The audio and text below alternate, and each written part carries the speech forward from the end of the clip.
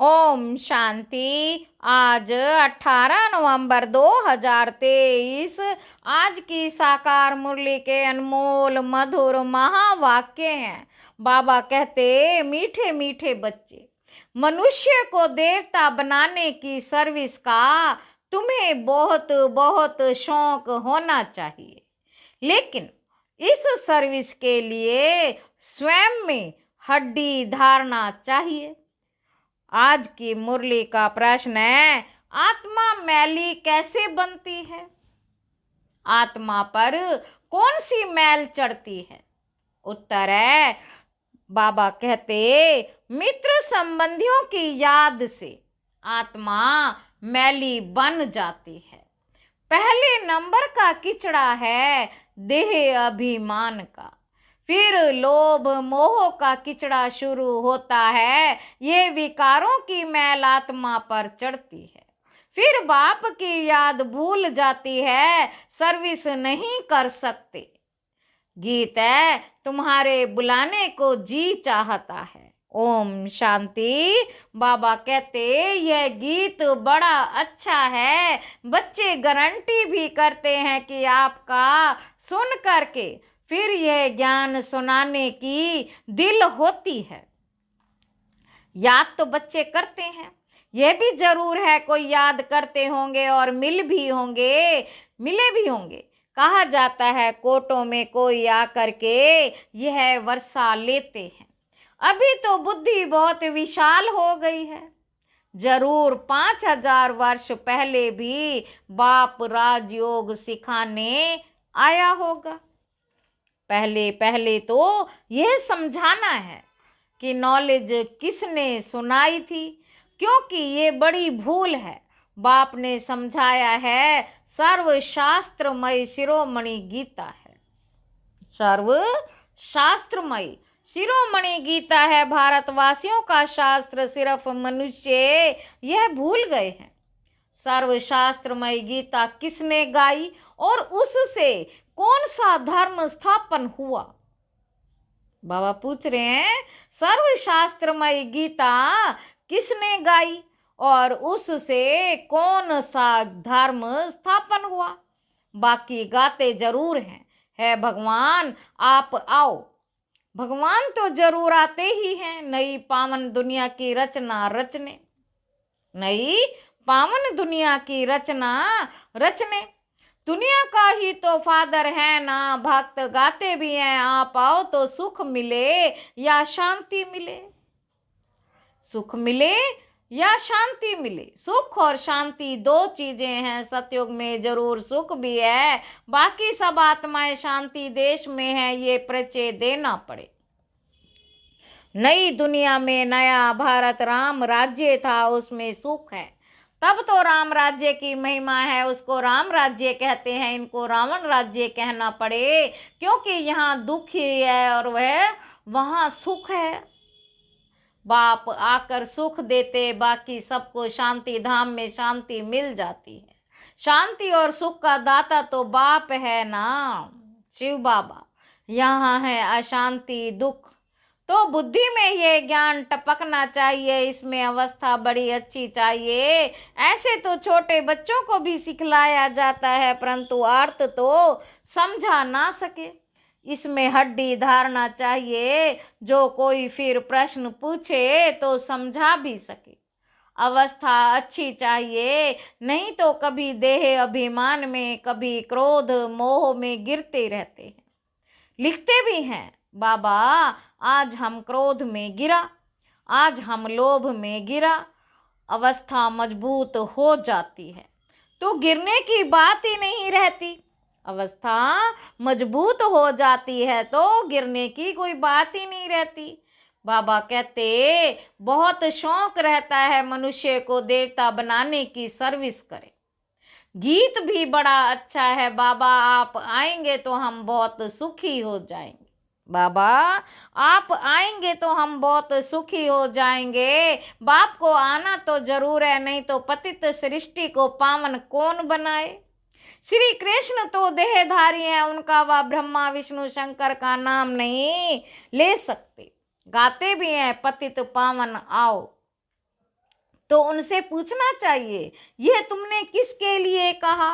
बाबा कहते उनसे पूछना चाहिए पतित पावन आओ किसके लिए कहा, पतित पावन कौन है और वह कब आएगा। पतित पावन वह है, उनको बुलाते हो तो जरूर ये पतित दुनिया है, पावन दुनिया सत्य को कहा जाता है। पतित दुनिया को पावन कौन बनाएंगे, गीता में भी है बरोबर भगवान ने ही राजयोग सिखाया और इन विकारों पर ही जीत पाई। काम महाशत्रु है, पूछना पड़ता है कि यह किसने कहा कि मैं राजयोग सिखाता हूं। काम महाशत्रु है, ये किसने कहा कि मैं सर्वव्यापी हूं, किस शास्त्र में लिखा हुआ है, किसके लिए कहा जाता है। बाबा पूछ रहे हैं पतित पावन, क्या पतित पावनी गंगा है या कोई और है। गांधी जी भी कहते थे पतित पावन आओ, गंगा तो हमेशा है ही, वह कोई नई नहीं है।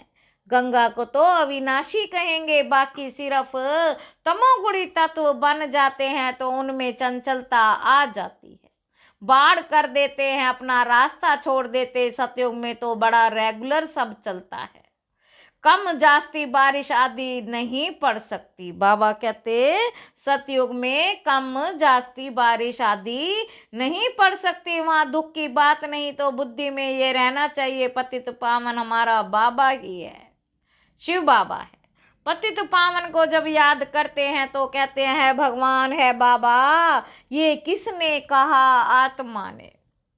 बाबा कहते तुम जानते हो पतित पावन शिव बाबा आया हुआ है, तुम जानते हो बच्चे, पतित पावन शिव बाबा आया हुआ है। निराकार अक्षर जरूर डालना है, नहीं तो साकार को मान लेते हैं, आत्मा पतित बनी हुई है, ये कह नहीं सकते कि सब ईश्वर है।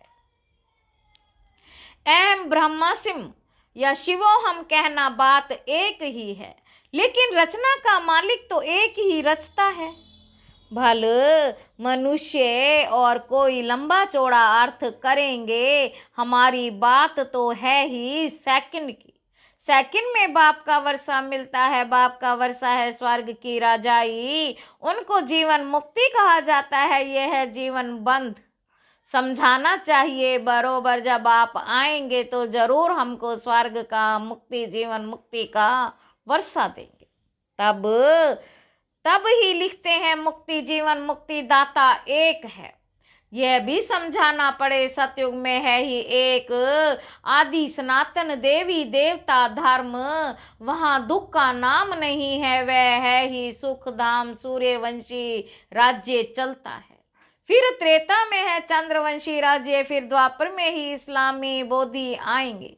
सारा पार्ट नूंधा हुआ है एक बिंदी जैसी आत्मा में, और परमात्मा में कितना पार्ट नूंदा हुआ है। शिव के चित्र में भी ये लिखना पड़ता है कि मैं ज्योतिर्लिंगम जितना बड़ा नहीं हूं, मैं तो स्टार मिसल हूं, आत्मा भी स्टार है, गाते भी हैं भ्रुकुटी के बीच में चमकता अजब सितारा।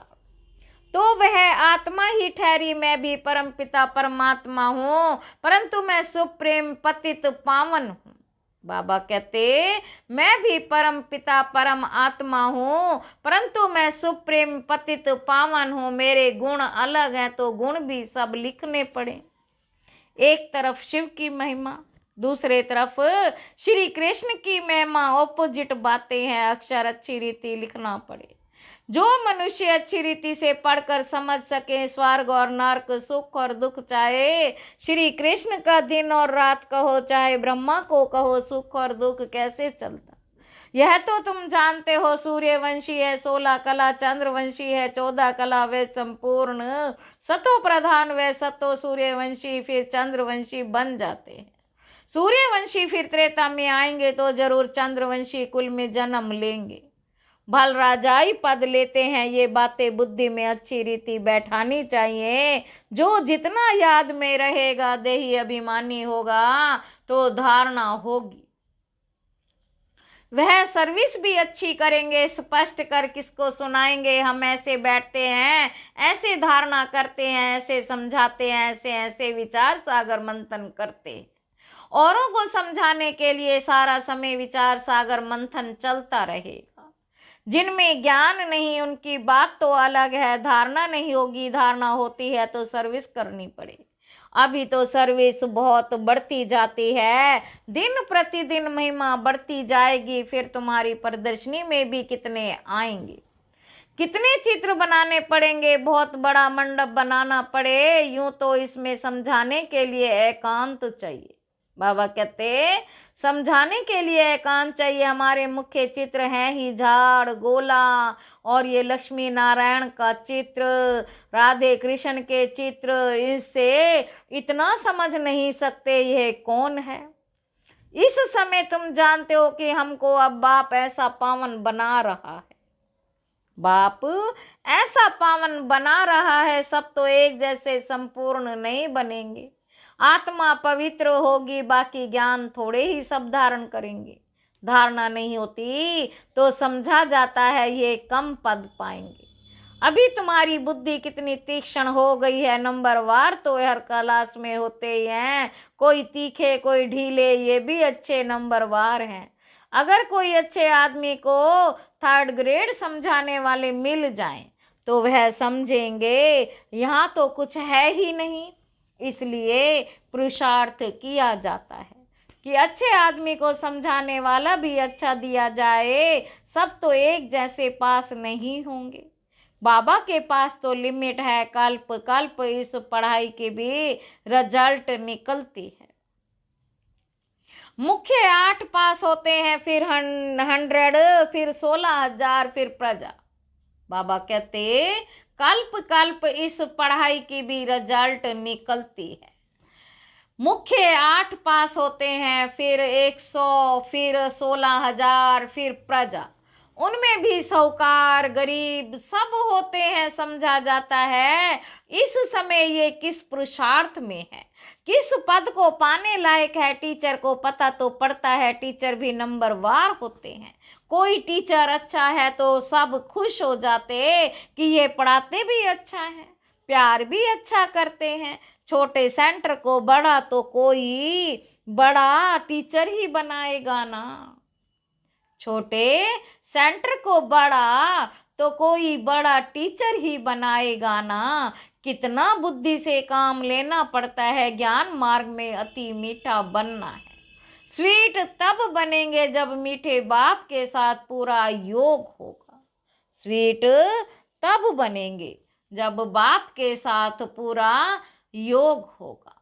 धारणा भी होगी। ऐसे मीठे बाबा से बहुतों का योग नहीं है, समझते ही नहीं। गृहस्थ व्यवहार में रहते बाप से पूरा योग लगाना है। माया के तूफान तो आएंगे ही। कोई को पुराने मित्र संबंधी याद आएंगे, कोई को क्या याद पड़ता रहेगा। तो मित्र संबंधियों आदि की ये याद आत्मा को मैला कर देती है। मित्र संबंधियों आदि की याद आत्मा को मैला कर देती है। किचड़ा पड़ने से फिर घबरा जाते, इसमें घबराना नहीं है। ये तो माया करेगी, किचड़ा यह पड़ेगा। किचड़ा पड़ता है ना, पड़ेगा हमारे ऊपर। होली में किचड़ा पड़ता है ना। हम बाबा की याद में रहे तो किचड़ा नहीं रहेगा। बाप को भूले तो पहला नंबर दे अभिमान का किचड़ा पड़ेगा। बाप को भूले तो पहला नंबर दे अभिमान का किचड़ा पड़ेगा। फिर लोभ मोह आदि सब आएंगे। अपने लिए मेहनत करनी है, कमाई करनी है, फिर आप सामान बनाने की मेहनत करनी है। सेंटर्स पर अच्छी अच्छी सर्विस होती है। यहाँ आते हैं तो कहते हैं हम जाकर प्रबंध करेंगे, सेंटर खोलेंगे। यहाँ से गए कल्ला। बाबा खुद भी कह देते हैं तुम ये सब बातें भूल जाएंगे। बाबा यहाँ तो भट्टी में रहना पड़े जब तक समझाने लायक हो जाए। शिव बाबा का तो सबसे मीठा कनेक्शन है ना। शिव बाबा का तो सबसे मीठा कनेक्शन है ना। समझ सकते हैं किस प्रकार की सर्विस करते हैं। स्थूल सर्विस का इजाफा मिलता अवश्य है। बहुत हड्डी सर्विस करते हैं, परंतु सब्जेक्ट तो है ना। उस पढ़ाई में भी सब्जेक्ट होते हैं, तो इस रूहानी पढ़ाई के भी सब्जेक्ट है। पहले नंबर की सब्जेक्ट है याद, पीछे पढ़ाई, बाकी सब है गुप्त। इस ड्रामा को भी समझाना पड़ता है। ये भी कोई को पता नहीं कि 1250 वर्ष हर एक युग में है। सतयुग कितना समय था, अच्छा वहां कौन सा धर्म था, सबसे जास्ती जन्म यहाँ किसके होने चाहिए। बोधि, इस्लामी आदि इतने जन्म थोड़े ही लेंगे। किसकी बुद्धि में ये बातें नहीं है। शास्त्रवादियों से पूछना चाहिए कि तुम भगवानोवाच किसको कहते हो। सर्वशास्त्रमय शिरोमणि तो गीता है। बाबा कहते सर्वशास्त्रमय शिरोमणि तो गीता है। भारत में पहले पहले तो देवी देवता धर्म था, उनका शास्त्र कौन सा। गीता किसने गाई। श्री कृष्ण भगवानोवाच तो हो ना सके। स्थापना और विनाश कराना तो भगवान का ही काम है। श्री कृष्ण भला कब आया, अभी किस रूप में है। बाबा पूछ रहे हैं श्री कृष्ण भला कब आया, अब अभी किसी रूप में है, किस रूप में है। शिव बाबा के ऑपोजिट श्री कृष्ण की महिमा जरूर लिखनी पड़ेगी। शिव है गीता का भगवान, उनसे श्री कृष्ण को पद मिला। श्री कृष्ण के 84 जन्म भी दिखाते हैं। पिछाड़ी में फिर ब्रह्मा का अडोप्ट चित्र भी दिखाना पड़े हमारी बुद्धि में, जैसे ही 84 जन्मों की माला पड़ी हुई है। बाबा कहते लक्ष्मी नारायण के भी 84 जन्म जरूर दिखाने पड़े। रात को विचार सागर मंथन कर और ख्याल चलाना पड़ता है। सेकंड में जीवन मुक्ति मिलती है। इसके लिए हम क्या लिखें। जीवन मुक्ति माना स्वर्ग में जाना। तो जब बाप स्वर्ग का रचयिता आए, उनके बच्चे बने, तब स्वर्ग के मालिक बने। सतयुग है पुण्य आत्माओं की दुनिया, यह कलयुग है पाप आत्माओं की दुनिया। वह है निराकारी दुनिया, वहाँ माया रावण का राज्य ही नहीं है। भल वहाँ ये सारा ज्ञान नहीं रहता। लेकिन हम आत्मा है, ये शरीर बूढ़ा हुआ, इसको अब छोड़ना है। यह तो ख्यालात रहते हैं ना, यहाँ तो आत्मा का भी ज्ञान कोई में नहीं है। बाप से जीवन मुक्ति का वर्षा मिलता है, तो याद भी उनको करना चाहिए। बाप फरमान करते हैं मन मना भव। गीता में यह किसने कहा कि मन मना भव। मुझे याद करो और विष्णुपुरी को याद करो, ये कौन कह सकता है। बाबा कहते बाप फरमान करते हैं मन मना भव। गीता में ये किसने कहा कि मन मना भव। मुझे याद करो और विष्णुपुरी को याद करो, ये कौन कह सकता। श्री कृष्ण को तो पतित पावन कह ना सके। 84 जन्मों का राज भी कोई थोड़े ही जानता है। तो तुम सबको समझाना चाहिए। तुम इन बातों को समझकर अपना और सबका कल्याण करो, तो तुम्हारा मान बहुत होगा। निडर हो जा तहां फिरते रहो, तुम हो बहुत गुप्त। भल ड्रेस बदल कर सर्विस करो, चित्र सदैव पास में हो। अच्छा, बाबा कहते ड्रेस बदल कर सर्विस करो, चित्र सदैव पास में हो। अच्छा, मीठे मीठे सिक्की लदे बच्चों प्रति माता पिता बाप दादा का याद प्यार और गुड मॉर्निंग। रूहानी बाप की रूहानी बच्चों को नमस्ते। हम रूहानी बच्चों की रूहानी बाप दादा को याद प्यार और गुड मॉर्निंग। नमस्ते बाबा, नमस्ते, शुक्रिया बाबा, शुक्रिया। धारणा के लिए मुख्य सार पहला पॉइंट है मीठे बाप से पूरा योग लगाकर अति मीठा और देही अभिमानी बनना है। विचार सागर मंथन कर पहले स्वयं धारणा करनी है, फिर दूसरों को समझाना है। दूसरा पॉइंट है अपनी अवस्था मजबूत बनानी है, निडर बनना है, मनुष्य को देवता बनाने की सर्विस का शौक रखना है।